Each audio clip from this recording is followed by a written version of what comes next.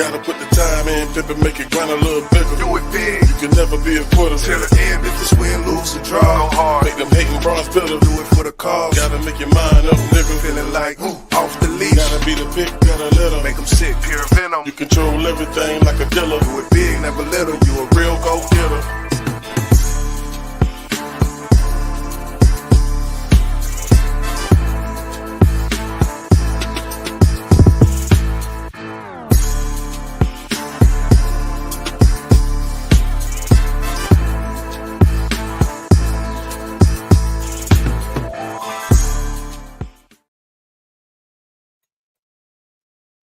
Yes, sir. We are Yo, back in the building. Give me 1 second. Get my Lokes on. Okay. What's happening, my brother? Man, we here with it, man. Hold up, man. I'll be back. You know it. Yeah, I'm here, man. Chilling. Good to be back in this thing. Well, we're going to give him a little moment. Let's go ahead and crank up a little music. Then we'll go ahead and crank up, man. How about that, man? We'll do it like this right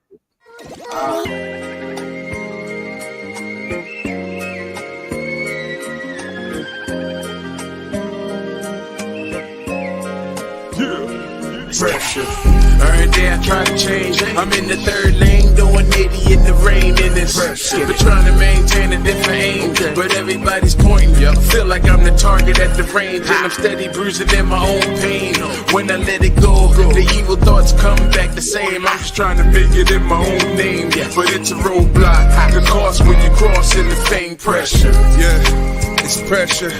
At the intersection, you on the brakes, can't get too invested. Every decision like a new investment that you accepted. You scribbled on that dotted line and shit got hectic. It's been many people that folded under that type of pressure. This world is cold, you knew that life would test you. When you got old, you made a slight correction. I did the same and they was proud of my direction, dealing with this pressure. They tell me pressure bust pipe. Maybe they just need a different type of pipe. Cause all my damn life, I've been taught to deal with pressure on sight. Cause when you bless, you move right. And when you stress, you lose sight. You gotta keep your focus and know that motivation's key. If you're not motivating me, they use a total hater G. So let me elevate. They keep it down, I'm trying to meditate. Hey, chill. Hey, I'm just trying to find a better way. Okay. I had to learn to switch gears. Cause you're just a small portion in the big field. We know shit can get real. That 1% they getting big meals. And while we stuck just paying big bills. See, I just can't sit still. Look at my check, bitch, get real. Now how the fuck I'm supposed to live here? I'm still trying to kill Bill. Cause every month this fucking still bills. I never fold, bitch, I'm still real. Pressure. Every day I try to change. I'm in the third lane, doing 80 in the rain in this. But trying to maintain a different aim. But everybody's pointing. Feel like I'm the target at the range, and I'm steady bruising in my own pain.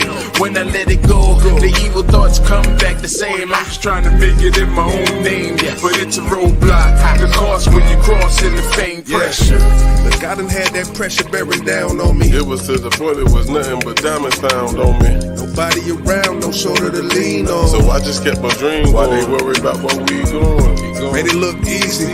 It was not though. I tried to miss the pothole. Just know them haters plotting on. Took them stairs to the top floor and kept it moving. My hard head making two. I won't lose, I refuse. Every day I try to change. I'm in the third lane, doing 80 in the rain in this. But trying to maintain a different aim. But everybody's pointing. Feel like I'm the target at the range, and I'm steady bruising in my own pain. When I let it go, the evil thoughts come back the same. I'm just trying to make it in my own name, but it's a roadblock. The cost when you cross in the fame. Pressure.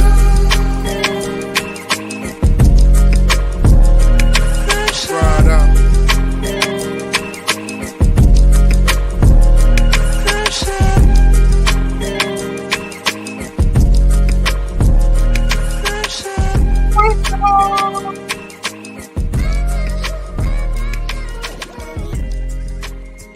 What's good? What's happening?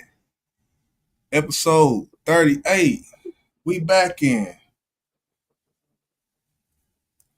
Yeah. Boy, boss. Still here. Time with us. What you tapping in? Yeah, man. Yeah, we had to miss a week, man, due to some weather and all this other crazy shit, man. You know, but we back, Yeah. full effect. You know, still real, fresh. Fresh. It is. What that Milton? I seen something about another one I just seen today. Yep. It's something else finna come through. Yeah. But it looked like more central, like Central Florida-ish type thing. Yeah. I think Tampa's gonna take a lot of it. Jacksonville's gonna get a little bit of it. We may get like tropical storm winds, things like that. Hopefully nothing major, because by the time it actually hits land, it's gonna be a Category 3, which is still a strong storm. Don't get that twisted. Right. But being that we're on the outskirts of it, it's gonna be just like, well, I ain't gonna say just like Helene, because Helene did some fucking damage. Yeah. It won't be as strong because how far away the eye of the hurricane is. So I'm praying that we don't miss nothing. I mean, we get missed, put it that way. Yeah. That's all you can do, man. That shit crazy. What's good to the people in the building? Crucial, I see you. Miss Bams in here early. What's good? D-Love, 80s baby in this thing. What's good? Yeah, man. Appreciate y'all for sliding through, man. Y'all know it's time for the big business. If it ain't big business, we ain't talking about it. It's time to crank up. Let go. Yeah.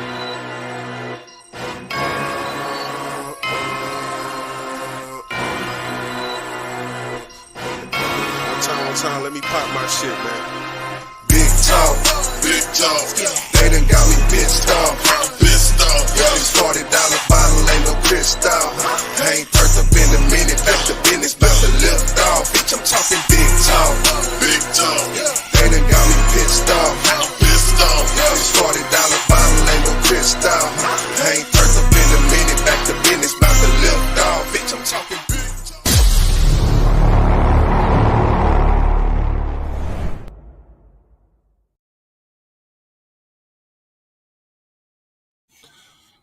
All right, man. So definitely got a lot to talk about today on BBP episode 38. We got the Boosie. We're gonna chop it up about that later. The Lil Boosie daughter and that situation. We're gonna chop it up about some things dealing with the bullshit that's happening up north of New York and all that shit. The Jay-Z and comments that Dame Dash made about Jay-Z, what age, people dealing with people, industry, and all of this shit that ties into some Diddy shit somehow all the time. We gonna talk about it. I'm pretty sure we'll hear Boss's explanation about these East Coast rappers and these this activity that's going on. Yeah, Bams, you late. I sure did. I chopped it all out. But yeah, we're gonna talk about. So we got a lot to talk about, a lot to get into. I kind of want to start it off with this. Of course, those of you that did watch, I think the last episode was it. We talked about the Marcellus Williams case and the execution up there in Missouri. And I really just wanted to go through talking about the governor, Mike Parsons, and his background, Michael Parsons or Mike Parsons, however it go. I just wanted to talk about some of this real quick and just give y'all some background because he did have the power. There were 3 different things that he could have done to have this shit not happen. Right. There were 3 different things. We're going to get into those first, and then I'm going to go into his background. I ain't been having no issue. Okay, but all right. So, yeah, yes, the governor can stop an execution in some cases. There's 3 different cases. A stay of execution. A governor can order a stay of execution in state cases. A stay can be issued at any time, even when the condemned is being prepared for execution. The second one is clemency. A governor can grant clemency, which is the lowering of a sentence or pardoning of a criminal. However, clemency is rare in capital cases.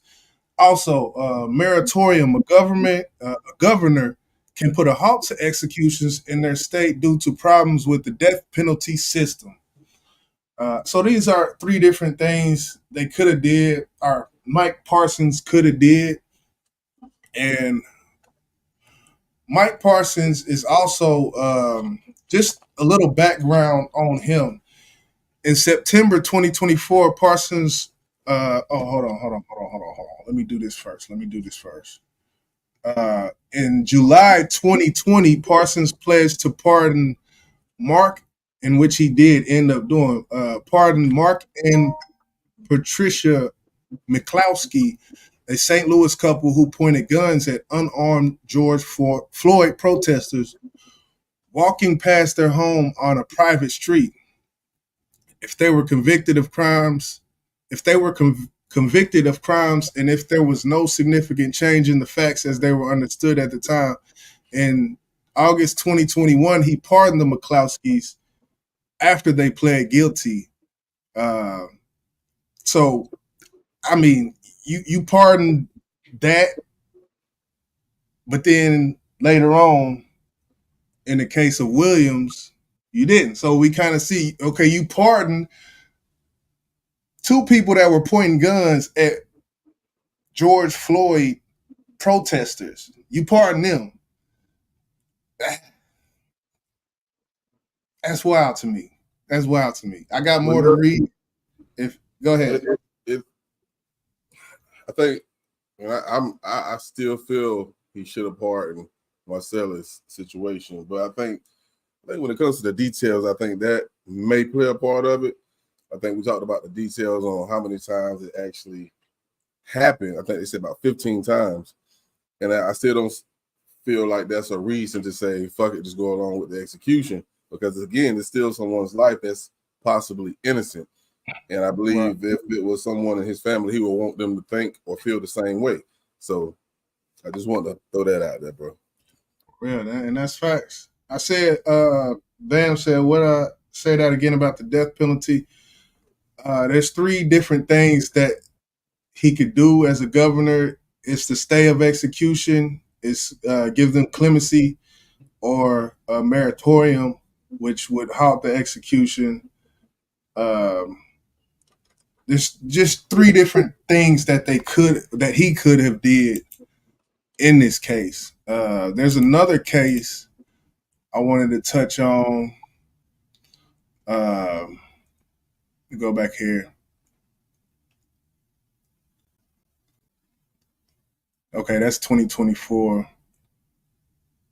Okay, in April 2024, Parsons denied clemency to Brian Dorsey, who pled guilty to a 06 double murder. More than 70 prison workers had requested that Parsons commute Dorsey's sentence due to his rehabilitation.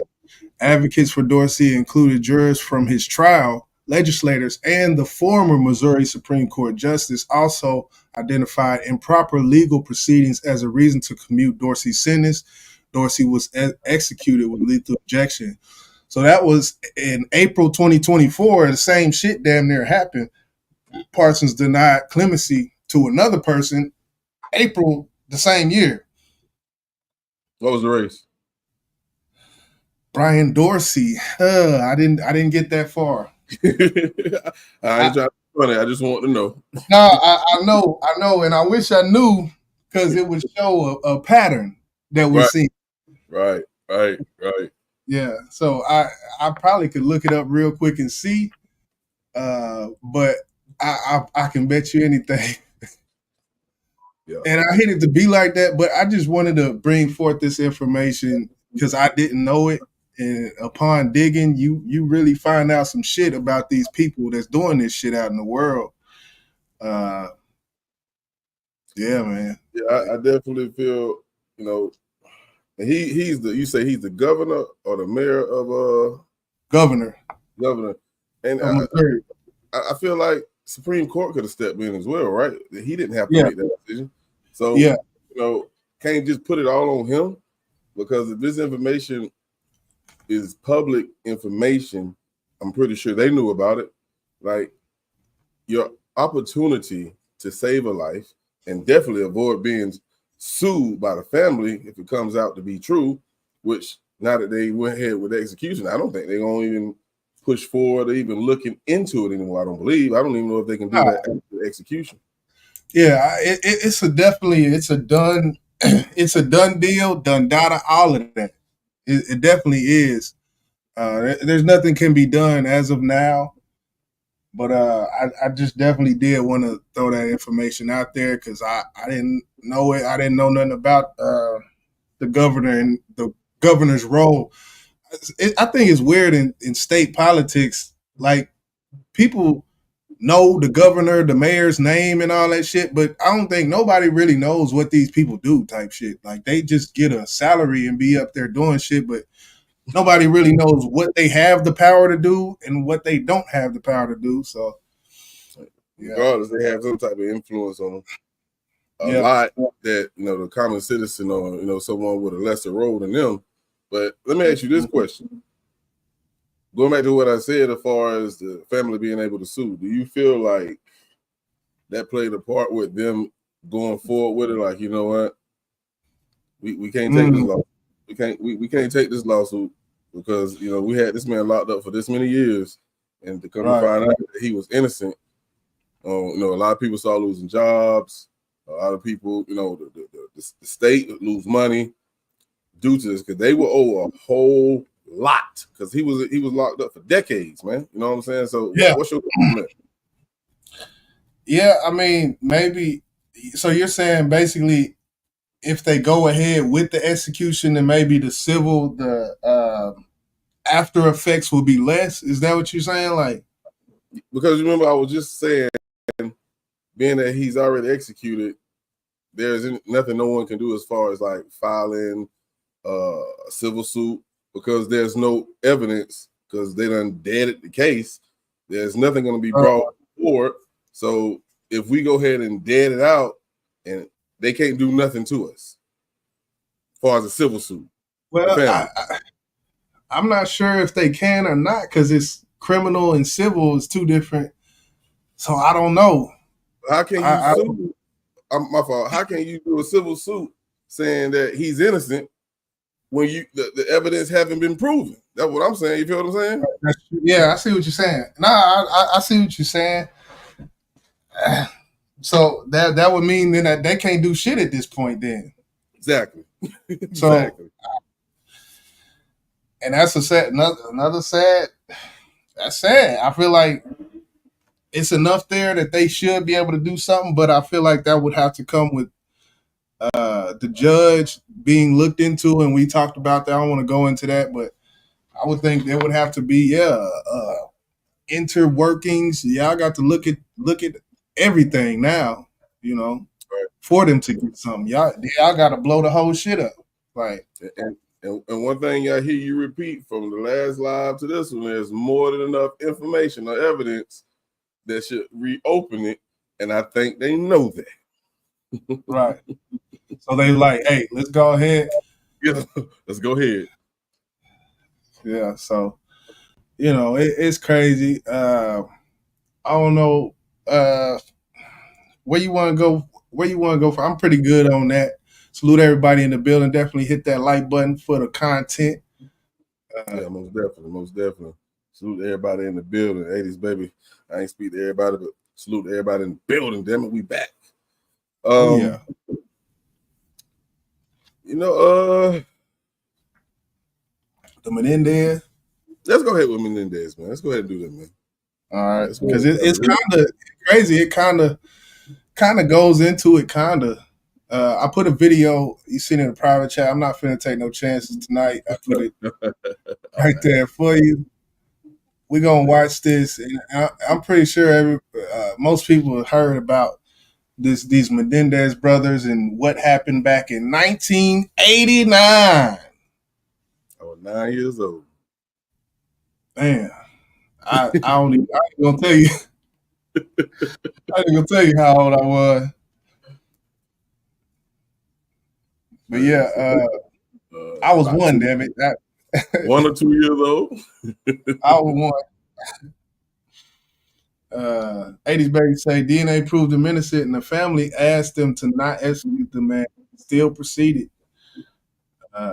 Bam said that's the year it snowed in Jacksonville. Damn, it's like that. That's the year. Yep. That's wild.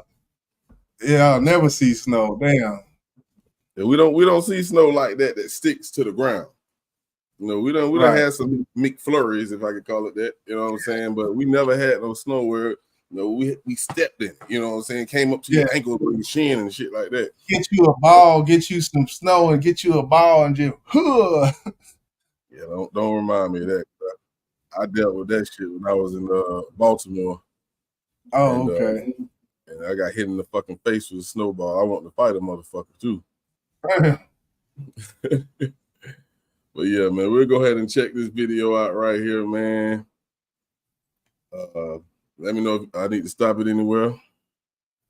Yeah, probably about halfway through sometime we'll probably stop it. All right. Now to the Menendez brothers case, we're hearing new audio of them speaking from behind bars as the Los Angeles District Attorney says he'll review new evidence while considering resentencing the brothers. Dan Abrams is standing by after this report from Kana Whitworth. Good morning, Kana. Yes, George, good morning to you. So now in their 50s, Eric and Lyle Menendez are featured in a new Netflix documentary reflecting on the trial that put them behind bars for life with no possibility of parole. I remember when the verdict came down, it was first degree. It was so daunting that I was in shock. For the first time in 30 years, Lyle and Eric Menendez is speaking out amid renewed interest in the infamous murder case that captured the world's attention. I went to the only person that had ever helped me, that had ever protected me. And then ultimately this happened. He was arrested because of me. I wanted to die. In a way, I did not protect Lyle. Audio tapes are part of the Menendez brothers' new Netflix documentary. The siblings who shot and killed their parents in their Beverly Hills home in 1989, opening up about what they said on the witness stand in the historic televised trial. Eric reacting to his brother's testimony. I remember when he apologized to me on the stand for molesting me. He had never said he was sorry. The trial making headlines again 3 decades later as Los Angeles County District Attorney George Gascon's office evaluates new alleged evidence and public calls for resentencing. We're not saying that there was anything wrong with the original trial.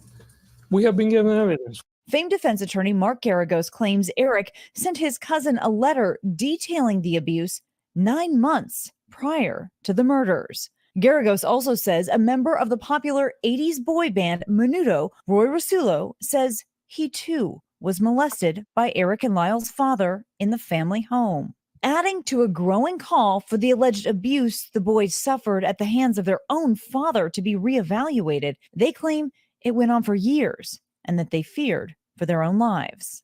It was a culture of silence, and that culture of silence existed up until the 90s, and I think it finally. So, damn near 30 years later, man. And on the outside looking in, it definitely looks like a Netflix special came out and the DA watched it, and now he's bringing this back up.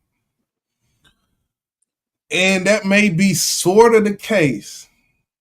I'm going to let you go. Because I see you over there. I think it seems like there were some reports of molestation back then prior to them killing the father. Am I correct? Right. Well, it's coming out now. Yeah.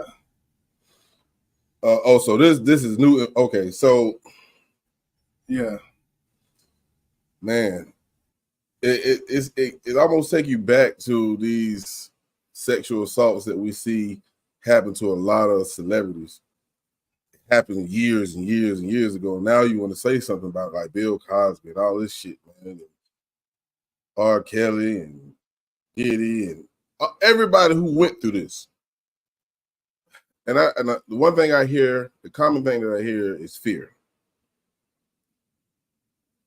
I think we have to do something about that, bro, because if that's the case, I've never been involved in nothing like that. I wish a motherfucker would try me. But they have to, and I don't know how they would do this, let the victims know, don't be scared. Because now you got two dudes, and I don't know if they're innocent. I don't know what the truth is because I haven't seen or heard them try them with the new information that they found. But if these kids spent the majority of their life in prison for something that they dealt with and they were scared to go to law enforcement, so they took it into their own hands, it's sad, bro. It's sad because you got to understand these are their parents. And as a kid, that is one human being that you are scared of most of the time. And you're scared to tell on them. You know, most parents who do these type of things to their kids always say, what happens in this house stays in this house. And that's probably what they kept. But they got tired of the bullshit. Like, I'm sick of it. So I don't know, man. It's just my thoughts, bro. So do you think, and I want to do this because when it comes to men who are in situations like this, sexually abused and whatnot, I feel like it's harder for men to come out than women. Can you agree with me on that? I guess as a teenager or, you know, a grown up maybe, but when did this happen? How old were they when this happened? Do you remember? I don't know the exact, but they were in their teens. They were teenagers living at home when this happened. Yeah. So I would agree with you. Yes, most definitely. It is harder for men to say something about this because it's embarrassing for one. Right. So as far as, okay, you got two kids. The father is molesting. He molested the older brother, and from what I've seen, it's like he stopped kind of with the older as he got older and was just dealing with the younger one, which is Lyle. Lyle is the Lyle is the older. Eric is the younger. So two brothers. So, and I always like to reverse the narrative. Think if it was two sisters and the father was doing this to two sisters, do you think they would be in jail for damn near 30 years for killing them? Oh, man. I would have to say no. I think, to be honest with you, I don't think they would have did no time. I feel like, and I do feel like it's ways to find out if a boy was molested, just like it is for a girl. Because if their penetration, regardless of where it's at, they can pull DNA. Now, I don't know if DNA was something they was able to do at that time. I'm pretty sure it was, but I'm not 100% sure. But yeah, I don't know. If they could have, they could do rape kits on boys too. Shit. If something ain't right back, that ain't no cavity back there, hey, we know somebody done penetrate this little boy. You know what I'm saying? So, and just I hate to cut you out. Just to, I guess, put it in perspective. At the time, like initially, boom, Lyle was the one who called the police initially to report it, and he said somebody killed our parents. So from the get-go and through the trial as well, there were lies told. I don't want to X that out and act like they were just completely, it wasn't like soon as they shot him, they got on the phone and explained their whole life situation. That's not really what happened. So it makes it hard for law enforcement because when you initially called, you said somebody killed him. So, it's one of them things. And I think that's why this case got so much national press, and there's so many documentaries and even a Netflix series now in which this is all being resurfaced, because the case was definitely sensationalized, and it was one of them type of things. So when it comes to the lies that were, you said what? No, go ahead. Finish your statement, bro. No, I was going to ask a question. When it comes to the lies that were told, do you think? Well, of course, that played a part in it. You agree that it played? I was actually going to get into that part, because I feel like that's the important part on why things probably went the way they went. But at the same time, we're talking about two teenagers. I don't know if they was 13 or goddamn 19. I don't know. But you have even said this yourself, YJ. If they was like, let's say 13, 14 years old, that mental state, bro, it's not really there. Especially, you got to add the factor of fear in there, bro. You know what I'm saying? Yeah. I just killed my damn parents. You know what I'm saying? Right. I'm going to jail. They're not thinking that what they did to me, I can't use that as a reason to kill them. But they actually could have. You know what I'm saying? So that would, in the case of them using that lie against them, can they? Yes, they can. But at the same time, we're talking about kids. We're not talking about adults. You feel what I'm saying? Right. And I agree with that. They can definitely use it against them. But like you said, you know, them being that age and having that fear in your heart, you know, it was one thing they said. Actually, you go ahead, because we gonna be up here too damn long. Go ahead and play the rest of that clip. Only got broken in the 2000s. Now, prosecutors maintain the brutal murders were motivated by money. The next hearing is November 26th, and the DA says the final decision will be his. Guys. Okay, Candace, thanks very much. Our chief legal analyst, Dan Abrams, is here. What's the DA doing here? Right. So I don't quite understand the timing, right? The DA is coming out now saying, well, we're going to evaluate this. This motion by the defense with this new evidence came out in May of 2023. Why now? Why now? Because of the documentaries, because of the evidence that's come out, that came out previously. It's because of the attention on this. And the DA comes out and says, well, we're going to evaluate this. We're going to look into it. What could possibly be taking this long after their habeas petition? I'm sorry. I had to pause it right there, bro. So this information came out in the documentary first. Tell me what the fuck that makes sense, bro. If there was new information about this case, it should have been presented to the DA, everybody. Well, it said April. Go ahead. It said April. What did it say? It said something. And the documentary just came out like a couple weeks or last week or something like that. But how long have they been working on this documentary though? Yeah, that's true. Because I feel like they said, if the evidence came out in 2023, the documentary just came out now. You mean to tell me when it came out in 2023, they said nothing to nobody? Or did they? And that's why they did this documentary. Right.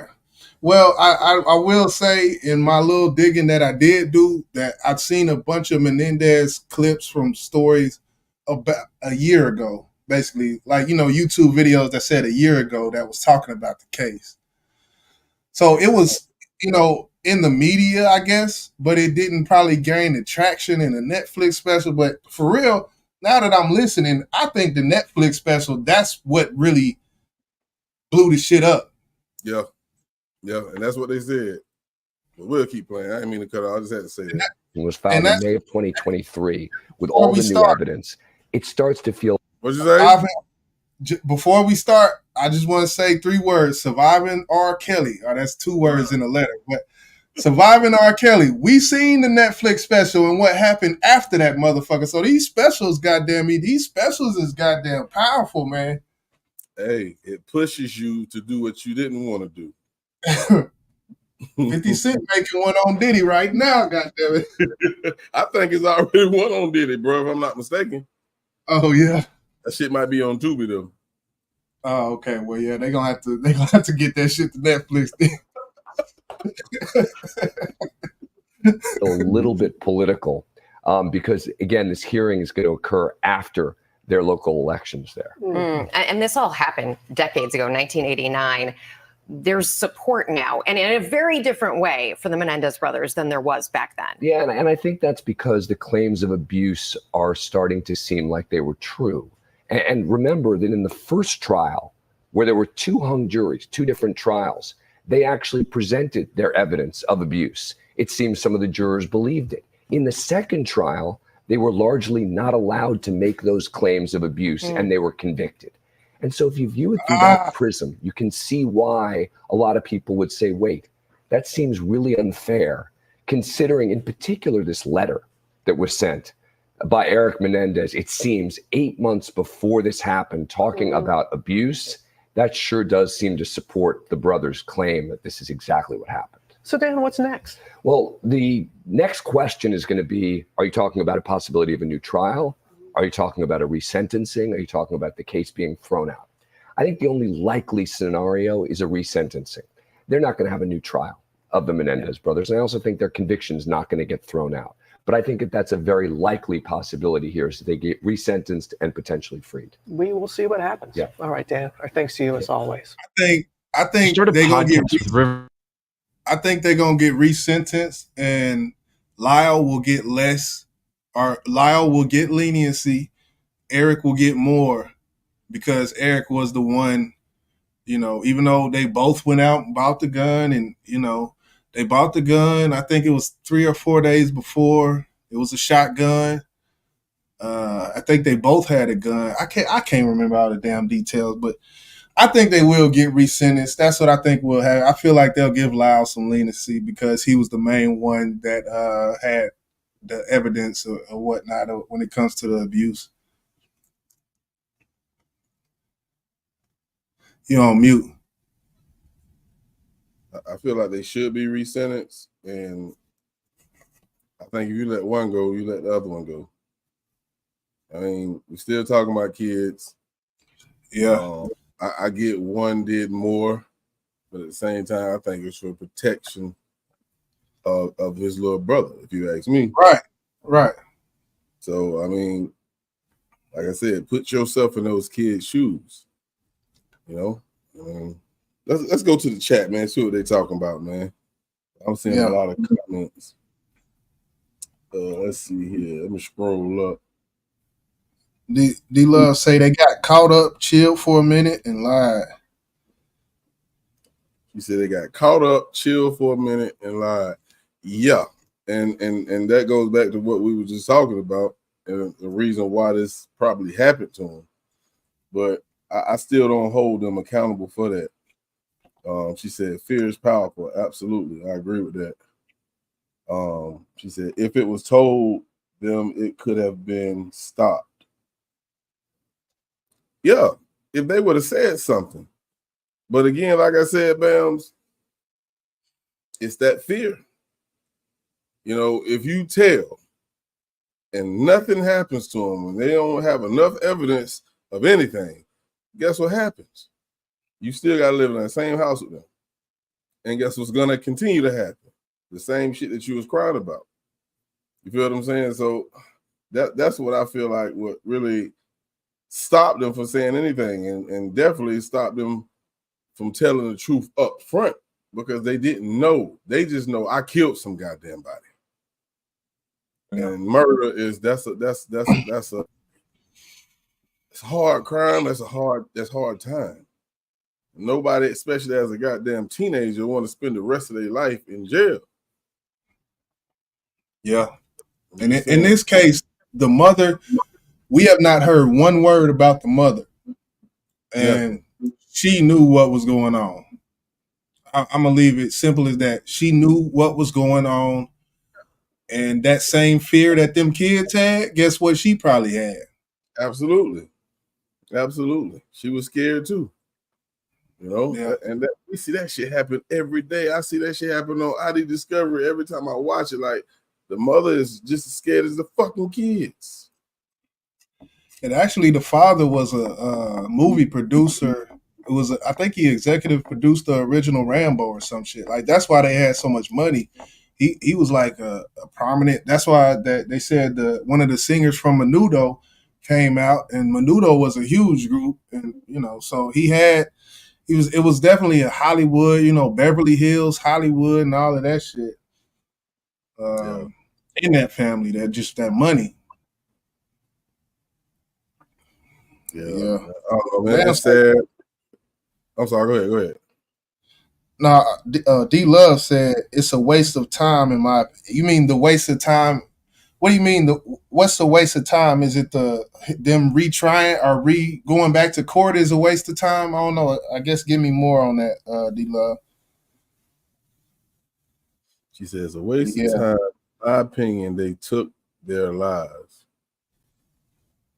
Yeah, I need you to elaborate before I give my. I think they took their lives. I mean, like they, like the state took their lives away from them this whole time, type shit. That's how I took that, but yeah, I don't know. But yeah, we definitely gonna keep it moving though. What we at 40 minutes? We gonna keep it moving, man. Salute everybody in the building one time.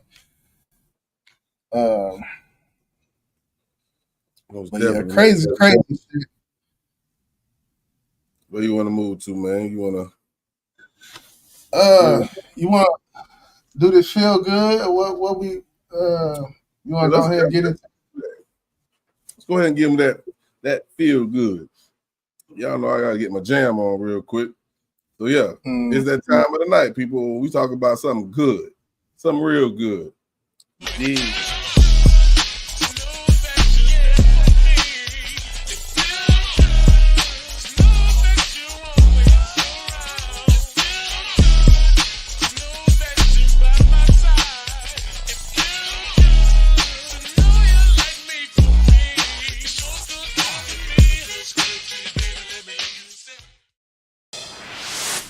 But what I really take away from the event, the entire community came out and there was no violence. People were just happy and they elated to celebrate our religions. It was a day set aside specifically for a pair of Memphis legends. We're talking about longtime rap group 8 Ball and MJG, the city of Memphis, celebrating the 2-day in a street renaming ceremony. Fox 13's Lakia Scott joining us live in studio. Lakia, you spoke with them both. This is a huge honor. Good evening to you. It is. Good evening, Daniel. Now, both 8 Ball and MJG will have streets named after them. I had a conversation with the pair who told me they are appreciative and grateful for the love they continue to get from the community. The city of Memphis threw them a big celebration. We appreciate y'all, we love y'all, and keep on putting on for the city of Memphis. Rap moguls and legends, 8 Ball and MJG honored over the weekend in their hometown and best of all in the community they grew up in, Orange Mound. The legendary duo now have their own street. In an honorary street renaming ceremony, Memphis city leaders issued a resolution naming Park Avenue in Orange Mound MJG Avenue, and airways will be known as 8 Ball Boulevard. The significance of that corner is that MJG lived his first 18 years of his life on Sample Street, right there at Park Avenue and Airways. Like, MJG Avenue, literally, he, grew up right there. The pair, who says they are still mostly here in Memphis, met when they attended Ridgeway Middle School. They would rise to fame and record 9 studio albums together and leave fans with hits like Space Age Pimpin' and creations like Coming Out Hard. Now, decades later, the group is still taking in the support from loyal fans. The amount of time that we've been doing this, it's just unbelievable that people are still interested, and they still love our music and they still keep us relevant. And following the loss of a fellow legendary icon, the November 2021 murder of South Memphis rapper Young Dolph, I asked the group their thoughts on the conclusion of the Young Dolph murder trial and the guilty verdict of suspect Justin Johnson. Memphis need a hug. Yeah. Memphis, we need a hug. And that's what we got today, man. This thing today, what happened with me and G and the mayor, you know what I mean? It was a great day. And Memphis needed it today. And I also talked to them about plans moving forward. 8 Ball and MJG told me they are working on some projects. They've got an album called Ike and Barry on the way and a series called Coming Out Hard. And other projects are in the making. Daniel. I tell you, I love how they're so supportive of the community. They are always out and about. Lakia Scott for us live in studio. Lakia, thanks. Orange Mound stepping in. Man, listen here, man. Listen here. One of the legendary rap groups in hip hop, man. You never really heard anything negative about 8 Ball and MJG, man. And I know Jizzle was telling me another, 2 other artists was getting named, but I didn't mean to come across as dismissive, but I felt like I didn't want to share that with this one because okay. These guys, they're almost like LeBron James, or Obama. You don't hear nothing negative about these people. Now, of course, Obama, as far as the things he did as a president, but nothing came out that he had no baby mama on the side of Michelle, none of that. But these guys, they're artists, and I love 8 Ball and MJG, man. I know if Crucial's still in the chat, I know he love them, man. These are some legendary artists, and they're 2 of the greatest to do it. And that is a shining star on Memphis. And I'm glad that they gave them dudes their flowers, man. Oh yeah.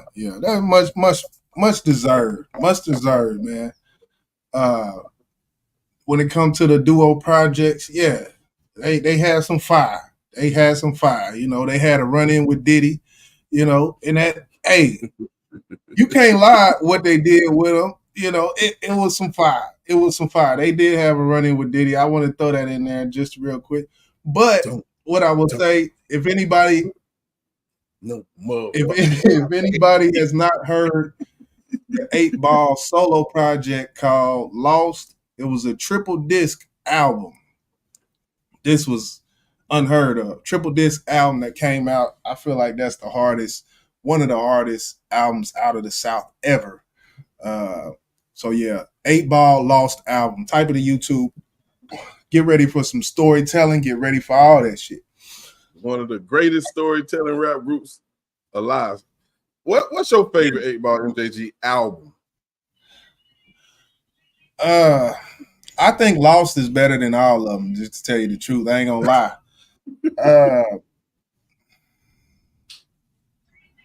Cause I don't know. I wasn't really the early like the Coming Out Hard. I understand more the significance of it more than the actual appreciation of it because I was so young. So, and that's kind of how a lot of Pac's work. Like, I understand the significance of it when I hear it now. I listen to the production and I'm judging it like a J. Cole album, and you can't do that. So, that's just But I will say, when it come to 8 Ball, the storytelling, when it come to MJG, it was more the cadence, it was more the flow for me. It was more the flow with 8 Ball, because 8 Ball delivery was crazy, his voice was crazy. Both of them have very distinct voices, and that's one thing about them old school, like Pimp C and Bun B. Each of them has a voice that is recreatable. If that's not even a word. That's the word. You never find nobody who rap like them at all. You might have somebody who try now, but it ain't gonna be the same. Ain't gonna be the same. We come to trap music. It would be no trap music without the UGKs, without the 8 Ball MJG, Pocket Full of Stones, and all the shit 8-Ball MJ. You know, that was the foundation to every fucking thing. People getting on the song and just telling they whole how they cook the dope up, how they cook it up, how they flip it, how they do the water whip with the jar and all that shit. Like they was the founders of it. You speaking nothing but the truth, man. You speaking nothing but the truth. I think, you know, when it came to, you know, T.I. and Jeezy and I ain't putting Future, and I don't give a fuck nobody say. And Gucci Pee Wee Man, Long Way, yeah. They just named it trap music. You know what I'm saying? You gotta realize it's almost like they paying homage to the ones who actually rapped about it before them. They just created a lane and stayed there. Of course, they didn't really stay there because they moved on to, you know, more deeper music in a sense. But they had that era where that shit just took over the airwaves. But you're right. It wouldn't be no trap music without them. Master P, you know, Ghetto Dope. Nigga, come on, quit playing, bro. You know? Stop playing with Master P out here. But yeah, man, we definitely just want to pay our homage and show love to two of the legendary rappers out of Memphis, man. Orange Mouth, 8-Ball MJG. Doing real music. Music. And they don't talk like that either. Music. Stop it.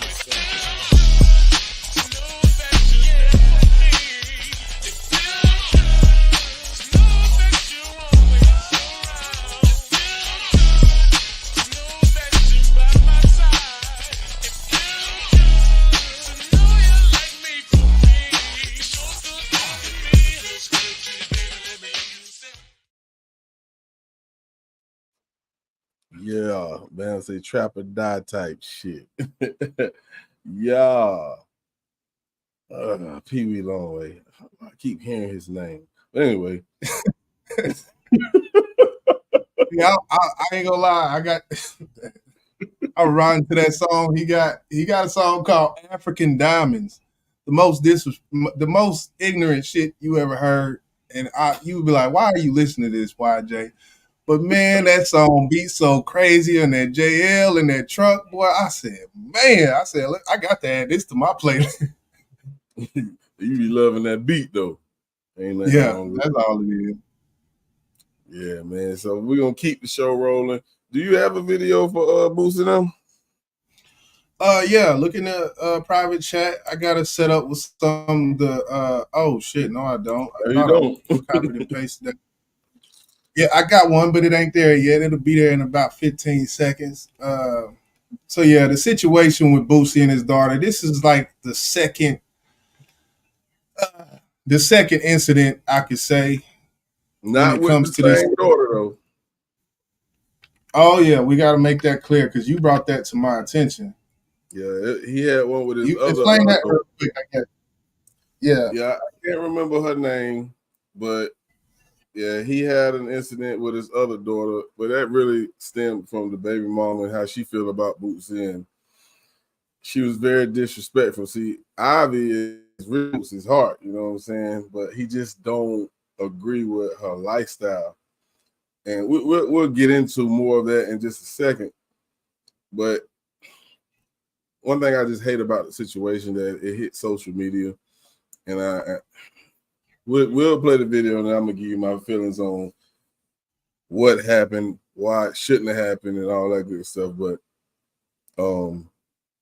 yeah, it bothers me. You got it, bro. You need me to bring one up because I got a video of her in the car. I got it's back there. You probably got the same video.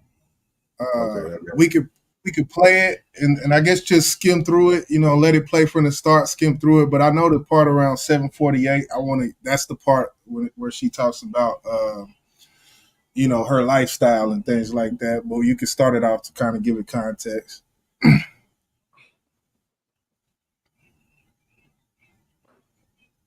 What the hell?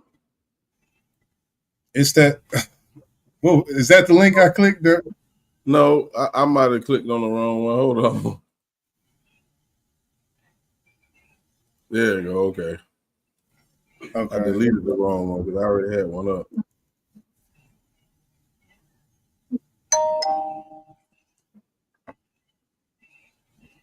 To, I don't really be getting on here and giving y'all what y'all want, but I feel like my daddy want me to give y'all what y'all want, and he want me to give him what he want as well. Okay, so he always speaking on my sexuality. The whole world know that. And it been about 2 years now that I'll be quiet. I keep quiet on the shit. I wouldn't say nothing. You know, I just go with the flow. I did everything in my power to understand that this is my father, regardless. Like, I'm gonna accept him and love him for who he is. So I just seen he recently did an interview with Carisha, and he used the word contaminating. First file. And putting my siblings in it with that. If you know me. So what she said, so what she said, she said she didn't get a history of why she's here, but she's like, Boosie used the word contaminated. And what I think Boosie's exact words were is someone asked Lil Boosie, how did he feel about how his daughter lives an alternative lifestyle? So she likes girls. And Boosie said he would not let her in the house, and he doesn't want her to contaminate his other kids. Basically, that's where that came from. That statement about what she just said. I just wanted to give some context on that. All right. Oh man, if you know me,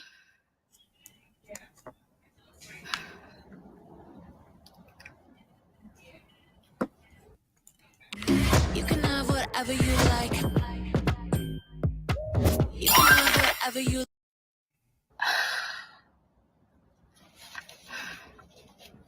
I love and respect my siblings with everything in me, and they respect me and love me with everything in them.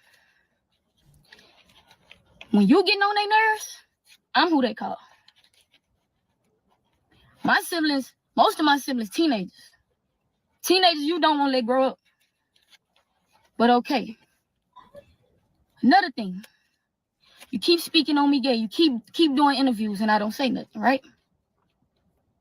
The first ever interview you did, you said you found out I was gay, that I like girls and I had a girlfriend from a picture that went viral. That was a lie. I let that slide. I never addressed it. You found out I was gay a year before that. The incident happened in Jamaica when I was a gay B-word, when you called me a gay B-word. So if the world really knew all the things and the hurtful things you told me before and I forgave you, you wouldn't even understand. And no matter how you feel, at the end of the day, nigga, I'm your blood. I am your daughter.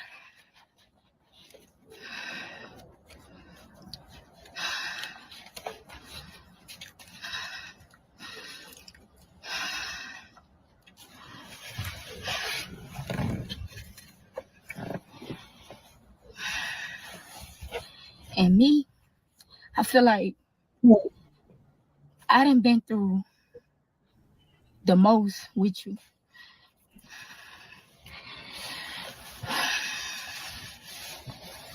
And every time I turn around, it's like you bashing me. It's like you bashing me. And it's like the whole world can go against you, but Ivy won't. Since I've been a little girl, I never would go against you.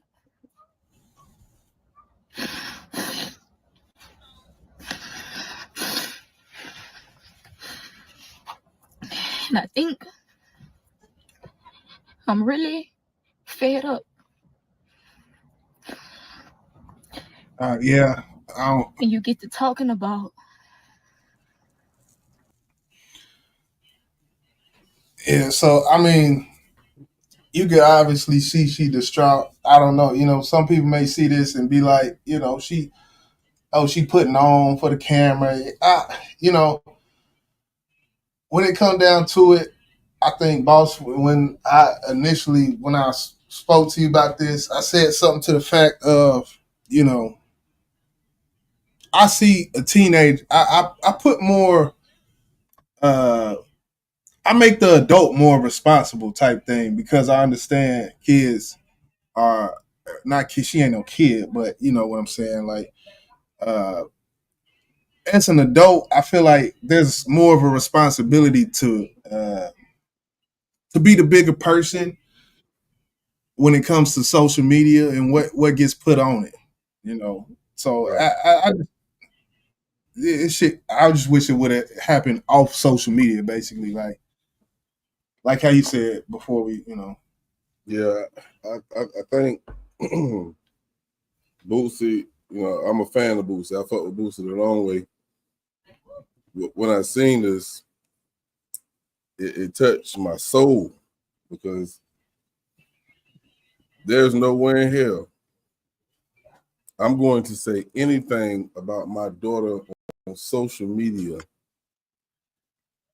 that is going to give the world ammo to attack her as well.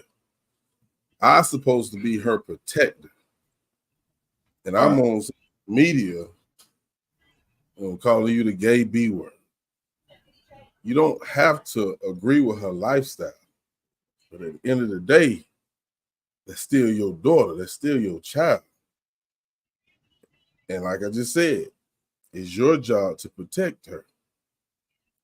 I understand a father, and I think a lot of men, one of their worst fears if they had a son is for him to be gay. Mm. And it's really no different. It is, but it ain't. You still have to love your son. People can't help who they are. Just trust me, I think if she could, she probably wouldn't want to take that route because of the backlash that she's going to get, but she can't help it. So she goes forth with it. And I'm not mad at her for doing that. But Boosie, like you said, Jizzle, you are the adult, bro. You are the parent. Right. There's nobody in their right mind is going to attack her for saying what she said, and I don't think she was disrespectful at all. She said what she should have fucking said. But I am going to say he did issue a public apology, and I'm grateful that he did that. I'm happy that he did that. But there's still a scar that will still linger on the internet of this situation that you can never wipe away, bro. Right. Regardless on how you stand on certain things, and we know Boosie stand firm on his beliefs. He like to got into it with T.I. because of him telling on his dead cousin. He like to enter a friendship with him. Some things are better left unsaid or kept off of fucking social media. And we know he did the interview with Vlad with that, and you just gave him the fucking ammo to create a fucking problem. Boots, I understand you bought your paper and you bought your check, and I know you have to be visible on social media because that's a part of your income. I get it. But don't let that come at the expense of a relationship for a friend, especially your goddamn child, bro. That wasn't cool, my bro. I fuck with you the long way, but that shit right there was not cool.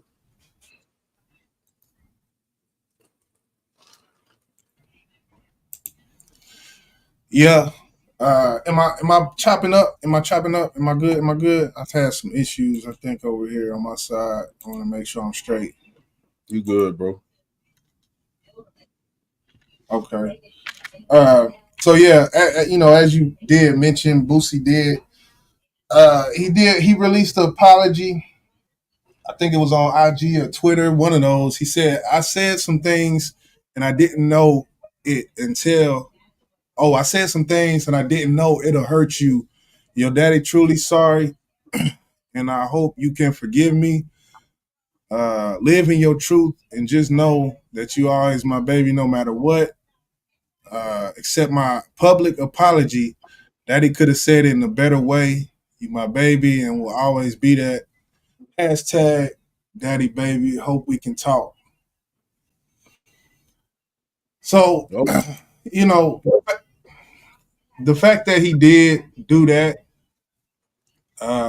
you know, for what it's worth, he did do that. He's not standing on that bullshit, you know. And as you said, I think in the group, or you said on Facebook, you're like, you know, Boosie stands so solid on his shit that, you know, he the type that no matter what, you know, my daughter, my family, you know, no matter what, I'm gonna say what the fuck I feel type shit. And that's understandable. But on the other hand, man, that's your daughter on a public platform. You know, he known for talking his shit. And that's why we love Boosie. That's why people fuck with Boosie, because he gonna stand on what the fuck, he gonna stand firm on what the fuck he believe in. But yeah, D-Love, like you said, self-control. That it got to play a part dealing with social media. Emotions and social media do not go hand in hand. It should not. Even though it'll get the most views, it'll get the most clicks, emotions and social media do not go hand in hand. Yeah. And that, you shouldn't be doing that, like I said, at the expense of your own child, bro. You do this on an interview with a female, and she actually, I ain't gonna say she set you up, but when she asked the question or made the statement like, Boosie, why don't you just leave the gay people alone? You could have been like, you know what, we ain't finna even talk about that. Because you already know that was a preference for her setting you up to talk about your fucking child, nigga. Come on, bro. Don't be stupid. You've been in the spotlight too long to fall for that bullshit. Come on, bro. Like, and the lady who did that, fuck you too. How about that? Yeah, because she knew she was stirring the pot. That's all she was doing, stirring the fucking pot, being messy, trying to get some shit on, some views to her little show or what she had going. D-Love say everything is not for everybody's ears. I wish they, privately, Miss Young say you could tell she was really hurt, and the thing about that, because it was a lot of pauses in there, and you know she could tell she trying not to cry while she making this video. You know, if you say she wasn't, I say, damn it, put her in the movie. She need to be right side by side, damn Angela Bassett, because if she was acting, I couldn't tell, goddamn it. So that wasn't no capping. There wasn't no acting, bro. Yeah, I don't think so either. And another thing I will add is that she chose her word to be a teenager and to speak how she did. I will say this, like she was able to put her thoughts together very clairvoyant, very clearly. Like it wasn't like she was just coming on like the other daughter of hers. Yeah, she came up there snapping. She came, this motherfucker, like she didn't come up there like that. So I think that's what make it even worse. And we seen what happened after his other daughter did that. He went and made a fucking song, got damn near 1 million views on it, probably more than that by now, talking shit right back to her motherfucking ass. So, you know, he didn't do that in this situation, as he shouldn't, because this young woman actually just expressed her feelings. So I really ain't got nothing to say bad about her, man. You know, wasn't no baby mama in the background like, tell that nigga. Like, you know, Coach ad-libbing and shit. The other video was crazy, but this it was different, you know. Yeah, and I want to say this because you brought up a great point. When you speak about the pauses and the way she actually spoke, I want to tell anybody who may be in a confrontation with someone personally, or you have to deliver a message like this online, which I pray that you don't ever have to do something like that. It is okay, and my boss taught me this a long time ago. It is okay to take your time, pause before you speak. You don't have to rush to say shit. You got the floor. And that's what I love, the fact that she did. Before she said anything ignorant or anything that she may regret, she took her time and she thought about what she said. I think if a lot of people do that, it will definitely lighten the blow of your response to what someone done to you.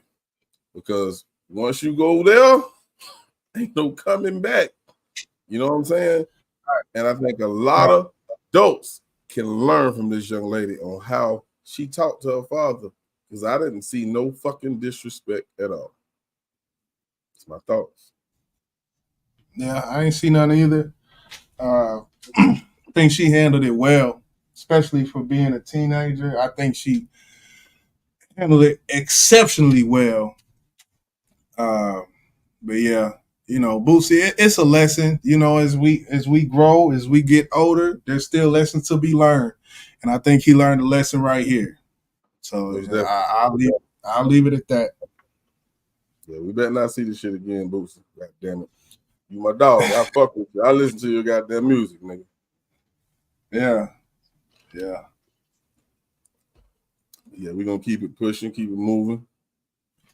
Are we at that point, or is there anything before that point? I don't know if you want to get into something else before we get into the meat and potatoes. We can. I got something, but you know, you can look at the time and tell me what you want. Let's go ahead and get into it, because I got some shit to say. I got some fucking shit to say. So okay, go ahead. People, we are at that point. It's time to get into the goddamn meat and potatoes, man.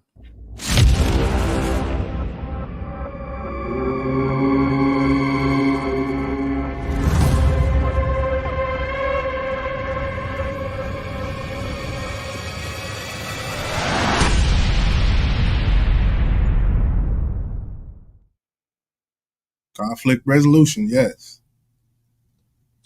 So we know what's been going on in the media with the Diddy case. We know it's been going on for some time when it comes to a lot of these artists and young women. And one of the biggest long time situations that's been talked about kind of have been resurfaced, and it may or may not play a part in anything that's going to happen, but I think it's going to come to light very soon. You can bet on it. But what we're going to watch is a clip that I think it came off of Instagram. It came off of Facebook, I'm not sure. And it's about Jay-Z. Hey, it's another nigga I fuck with. We gotta talk bad about it. But we all know that R. Kelly, when you think about early years, who he was kind of attached to in a relationship, which was Aaliyah. And we also know Dame Dash was as well. But one thing, or one person we didn't know, unless you actually listen to Dame Dash, we didn't know that Jay-Z liked Aaliyah as well. So we're going to play this clip. And I don't know if you ever seen it, but when I watched this, I ain't gonna lie, I kind of got mad at Jay-Z, man. And like Jizzle say, no, I ain't gonna say that, because I might throw a jacket on your ass tonight, brother. So let's watch this clip real quick, man. And we gonna talk about it. I remember having a conversation with Aaliyah, and I was like, yo, you know, tell me what happened. And she was like, she just couldn't, you know what I'm saying? And I just left it at that. And she said, leave it alone. Don't cause no, like, what you want me to do? And just leave it alone. Right. Don't act like nothing. It causes me too much pain. Right. So I can't bring no awareness to it. I can't do nothing. Right. I just got to wear it. Right. So if I don't agree with somebody I'm working with is doing, I can't publicly out my man. Right. But really, how's he my man if he's still doing that? If me and you cool, and you know that I got a girl that your man raped. It's crazy. Right? Yeah. And you going, and I tell you, when you gonna still work with him, what you gonna feel? Nah, so what you think I felt? Exactly. So I'm human, bro. But I had to look the other way. Right. All these years. So publicly, that man did a record with that nigga raped my girl that he liked as well, right? Right. And then went on a tour with him. And wow. You understand what I'm saying? Wow. But no one said nothing. And then no one noticed it. Damn, Dame's not in the video. Dame ain't at that concert. Dame ain't in none of that shit. Was there any dissension between you and Jay because of that? Because of course, they made a song together called "Not Guilty" during that time. Yeah, but that was kind of they singing. I ain't do it. Like, right. Yo, boy, that was a water that I always was like I wouldn't fuck with that. The tour, you didn't make no money. Not a dollar. I didn't want no parts of that. Nothing. None of it. Look, check my record. Go into my file, bro. Go look. Cut to 2000, right? Or whatever year it was. To early 2000s. Once we got cool with homegirl, right, I knew everything. Right. And that's when you stopped fucking with her. And that's that. So before all other shit, I didn't even really follow that situation. Right. But once I got with homegirl, and I was like, yo, out of respect, I can't fuck with it. Period. Right. It's not wasn't even understood. Choice. So I didn't make no money with him. Right. Just because he made money with a lot of people I ain't make money with. Right. So he got all this money and I'm broke. Everything homie did, I wasn't with it. So I couldn't do everything. And listen, when you have a label, and you have a lot of people, there's a lot of things people do that you don't fuck with. But 100%. But if I morally don't like it, I won't take no money from it. My name's not on Best of Both Worlds. Right. My name, I never went to a concert. Right. Video, no. You don't have no video with me in this picture. And that's probably why I wasn't successful. You gotta ask me, how do you deal with that when someone you respect does some shit that you don't fuck with at all? Right. All those decisions that were made were not my decision. That's his career. Right. I ain't got nothing to do with that. I'm a man. Obviously, I went another way. Right. So you asking me, what do you do when somebody does that? You get the fuck out of Dodge and you start a whole new brand. Right. And you let everybody think you're broke. Right. Because you don't want the buckshot or none of that karma. Damn. That boy Dame, he known for that. Boy, he gonna tell it. Yeah, he is.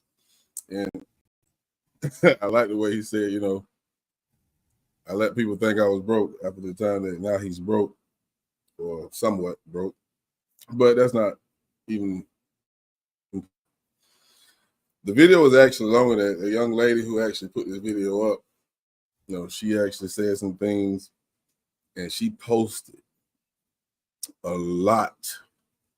When I say a lot of pictures of Jay-Z and Aaliyah.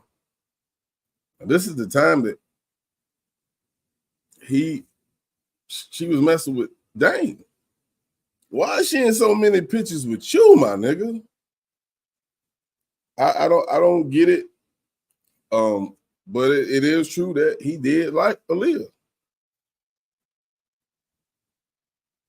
And this all comes out now in the midst of what we're hearing or seeing about Diddy. And I don't know, we'll probably touch on Jaguar right another day. But oh shit. There's some things that's being said about Jay-Z that y'all, if you're a fan like I am, that shit give you the itches. Like, what the fuck, bro? The thing that bothers me the most about what Dame said is, and it's the truth, bro. If you knew that R. Kelly did what he did, whether it was consensual or not, we know it was, you know, even if it was consensual, she was not of age, bro. Right. It's not legally, it's impossible to be consensual. Right. So you gonna do a project with this dude after you found out what he was doing with Aaliyah? Okay. So I understand and I respect Dame's decision with not supporting that Best of Both Worlds project that him and R. Kelly did. That was a loss of respect from Dame. And now that I know this, I lost some respect for you too, bro, because if you condone that shit from one of your partners, I don't give a fuck how close they is to you or not. If you condone that, I'm gonna look at you fucking suspect like you one of them niggas too, bro. That shit ain't cool. That shit ain't cool. It's so many women that y'all niggas are around that you have to choose a 15-year-old girl, bro. I don't get it. I don't know if it's that thing that Uno says, you know, it's that short man syndrome. You like fucking with little girls, man, because you coming up short. I can't think of nothing else because you guys are around beautiful women every city that you go to, and you fucking with young girls, bro. Just I'm gonna let you take over. I kind of want to do a. Okay, I kind of want to do a timeline on the Best of Both Worlds.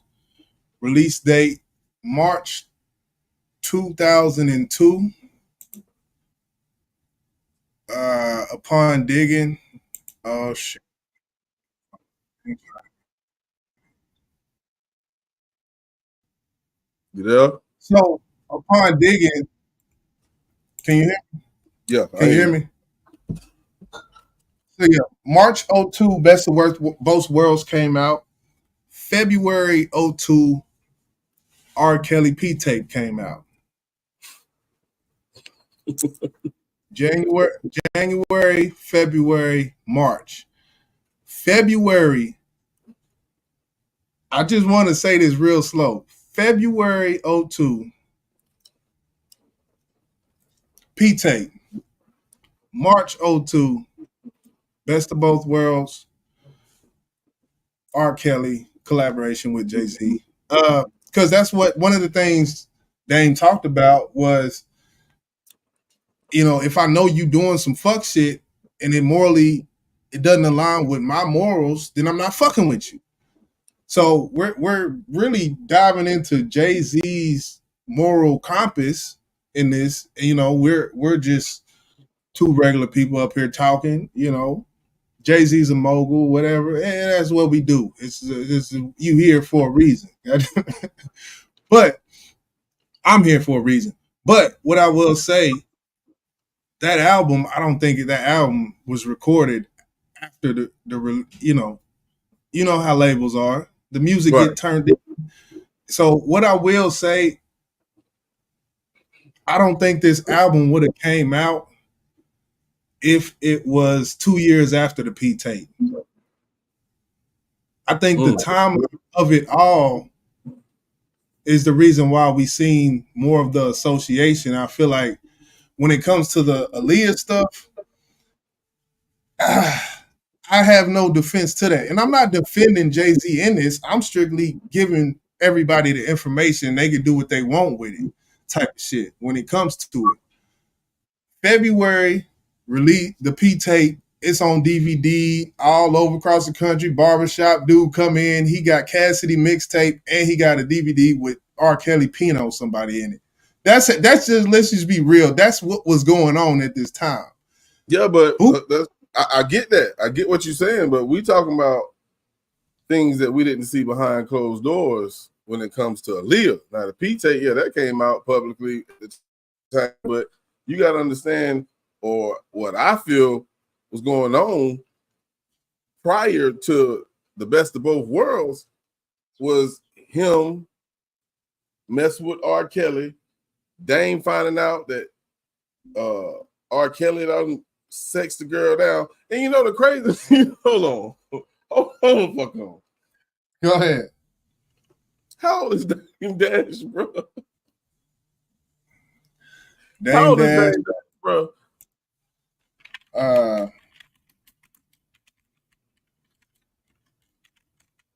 53.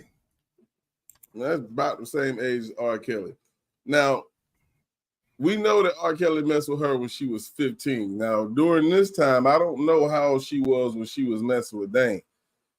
I don't know if she was 17. I don't know if she was 18, but at the same time, she was young. So I want to say she had to be of age when Dame started messing with her. Because if she wasn't, he have no right to sit here and say shit. Yeah, but you would hope so. Right. So I'm gonna just say when he started messing with her, she was least of age. Let's just do that because I'm not 100% sure. Yeah, I'm not either. But going back to what you're saying, he found this out. I'm pretty sure him and Jay-Z probably talked about this behind closed doors. Like, bro, you really gonna do this with this nigga after what the fuck he did to Aaliyah? So the P tape, that's something totally different, bro. That's totally. I know the time frame when that came out. Yeah, it was a little later. So you will say, okay, then if it was the fact that it came out maybe time after, then you say the best of both worlds when it came out. Agreed, but there are still things that were happening behind closed doors. That Dame did not agree with. Right. And there's also, it wasn't. I said the P tape because that's when it really that's when it was like, okay, this is what it is. The people in the females in the video, the ages of them were known. This was all public. The stuff with Aaliyah, that was public as well. So you don't really have to go to the P tape, but I would just, when it comes to the album being released and the labels that were involved with it, I believe that was much before the point where the complete public was like, okay, this shit is going on. But I can't really say that because of the shit. Dame got a point. I said all that to say Dame got a point. How old was Beyonce when she started messing with Jay-Z? Or when they got together, they were both much older, correct? Most definitely. I want to say Beyonce was she 17, 18? I can't remember. Don't get me lying. I don't want to lie. If anybody knows Beyonce age when Jay-Z started messing with her, please put it in the chat because I can't remember. I seen a post on IG said it showed a picture of Jay-Z and Beyonce. It said 28 and then it said 16 next to Beyonce. But I don't just be feeding into everything because I don't truly know. And yeah, that might be me being a little messy up here up on the show and whatnot. But when it boils down to it, the rumors and everything that was going on, I feel like, but that's a conundrum that he was in at that point. Can we not see that? Jay-Z being in this conundrum of doing a duo project with the best R&B artist of all time, some say. Would you have done it? Not doing it because of, would I have done it? Mm-hmm. It would have had to be some conversations, and these conversations would have had to be some eye-to-eye conversation, not no text over the phone. It would have had to be some eye-to-eye shit where I'm looking you in your eyes, goddammit. Like, for it to happen, like, it would have really had to be some deep, drawn-out conversations with longevity. Like, I get what you're saying.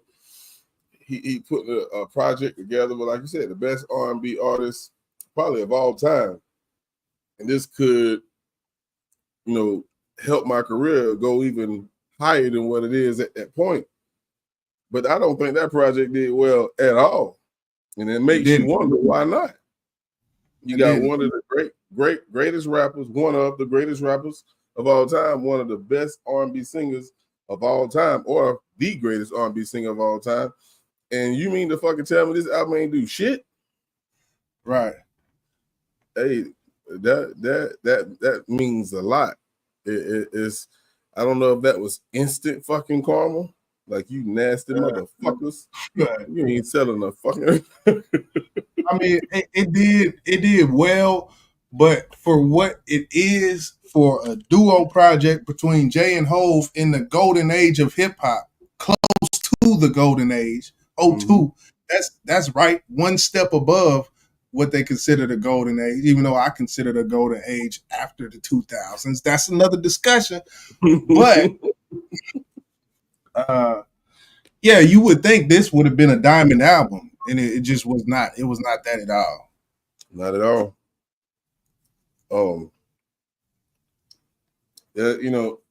And now You got Jaguar Wright, which we was gonna touch on this, but she is saying some things about Jay-Z and Beyonce. And this is an evil couple. They some nasty people. And I'm not gonna go into it because I don't know what she got or what she do know and what she don't know. But just knowing this situation with Jay-Z, it makes me wonder, man. Makes me wonder. I ain't gonna throw that jacket on him, Jizzle. Okay. I was waiting. But what I can say is there could have been some, there could have been some more looking into. I feel like I don't know. It's hard to say. I can't really throw no jacket on them as of now. As you mentioned, Jaguar Wright, she done threw every jacket in the starter wholesale store on his ass. But Jaguar Wright, that's that's another breed right there. Even though some of the things she said is came to pass, and I give her that. She wasn't bullshitting when she was talking about Diddy. I will say that. Yeah, she wasn't, and I don't know if any of y'all have listened or read or heard Kim Porter's book.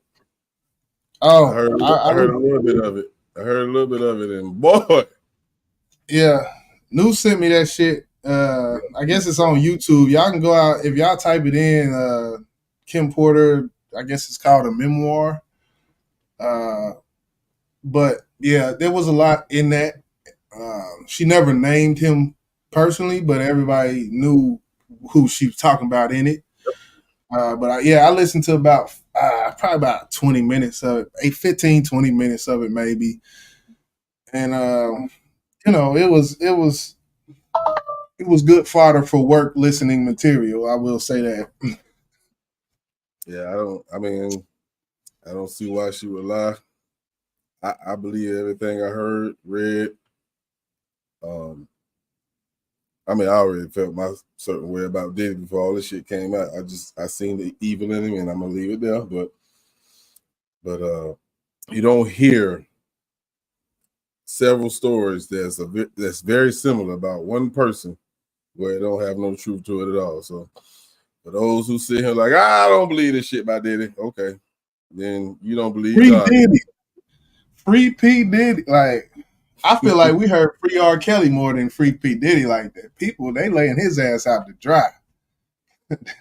P. Diddy ain't do shit but goddamn fuck up people's lives, man. He can't rap. He had people writing his fucking rhymes. Take that. Yep, you did a bunch of taking, nigga. So all you did was take.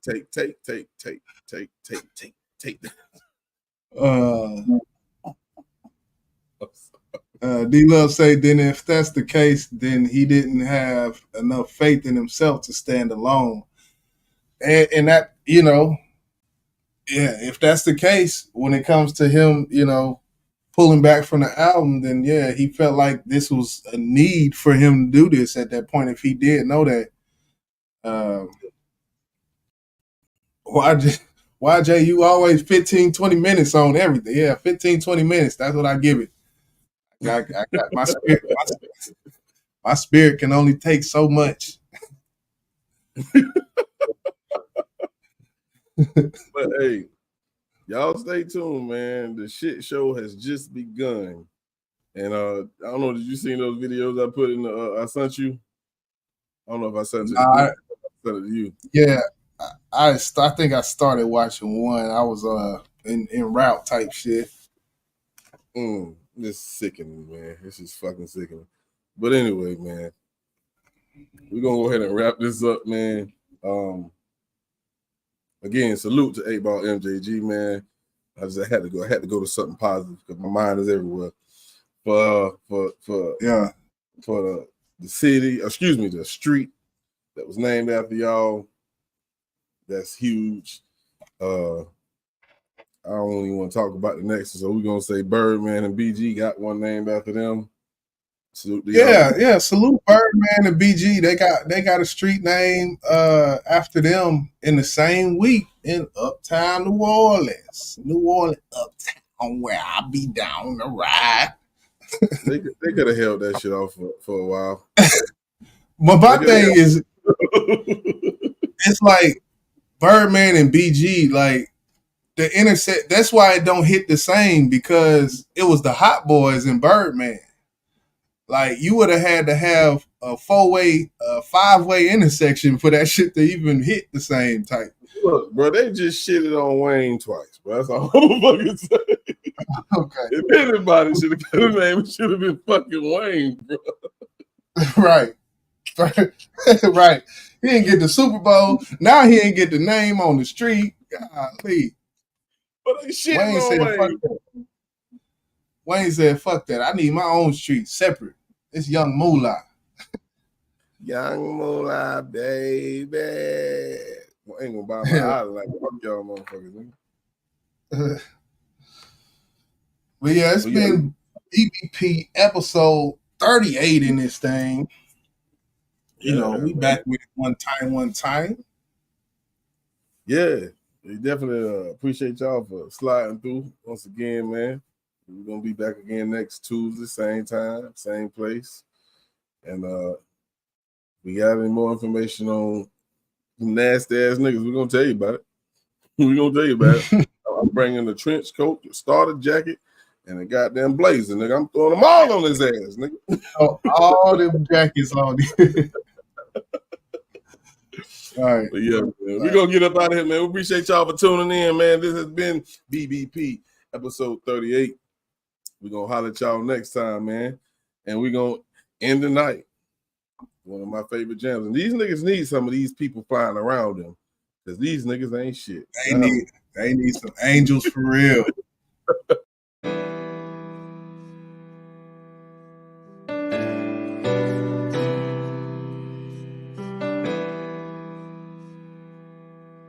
We stand alone, nigga. I'm looking up to the sky, and I know you're looking down on me. When it gets tough and I don't know why, better know that it's some angels around me. Angels around me. Sometimes I be thinking that nobody listens when I speak on the way that I feel. So I just live like that's what it is. And all of my feelings, I keep them on chill. But the anger just builds. Like why am I hanging in here with the pain is remaining in here? So I just keep on just playing the field. I'm living my life and not playing my will. I'm a man for real. I cannot stand it here. I'm sending the Lord an appeal. I'm keeping it real. Cause others don't live like I live. They been rich since they was kids. They be making me pissed. So why am I living like this? This life it be giving me fit. Cause when I be down, you giving me kick. And half of the evil ain't feeling the shit. Them the ones living so rich. Lord, can you tell me the difference? It gotta be something I'm missing. Cause I pay attention, divine intervention. It seems like it's broken when my name is mentioned. It sound like I'm bitching. Cause I'ma go hard for my mission. My heart has been scarred with ambition. This is the part that I want you to listen. I hope you don't miss it. Cause one day I'm coming to visit. I know I done sinned ever since the beginning. I ask for forgiveness every time that I did it. Sometimes I don't get it, and I can admit it. This hat that you gave me, I feel like ain't fit. I'ma need your permission to go in the trenches and fix everything that you say that I didn't. Just understand that I was busy, and I know that you're busy. I'm on the job till I finish. I'm looking up to the sky, and I know you're looking down on me. When it gets tough and I don't know why, better know that it's some angels around me. Angels around me. I'm looking up to the sky, and I know you're looking down on me. When it gets tough and I don't know why, better know that it's some angels around me. Angels around me. Yeah, we take this life day by day, looking up to the sky, wondering why. When it's right in our face, it's no surprise. Sometimes them L's ain't got no lesson. You did everything right, but you feel like life just keep on testing you. Shortfalls, no, it's time to get right back up. All these assumptions, why am I guilty? No more pity party, come on, get it started. I got angels around me, regardless of what they say or what they seem like. What do you mean? It's not a nigga that can knock me off my square. What you know about that there? What you know about that there? Yeah. Them voices said, move around. Then they told me, cool it down. You think you know me? I know I do. Was my homie. That part is true, and it's still the same. That will never change. Even when I was going through some things, I was watching, but I knew that you would make it through the rain. Shit, I knew you would. Now you back on your feet. Thanks for watching me. Keep on rocking beats. I'm on flood the streets. 365, 7 days a week. And he told me you could pump the brakes when you sleep eternally. Now you here with me, watching over yours. Guide their destiny. Pass your boy the torch. That's the recipe. Angels watching you. Angels watching me. I'm looking up to the sky, and I know you're looking down on me. When it gets tough and I don't know why, better know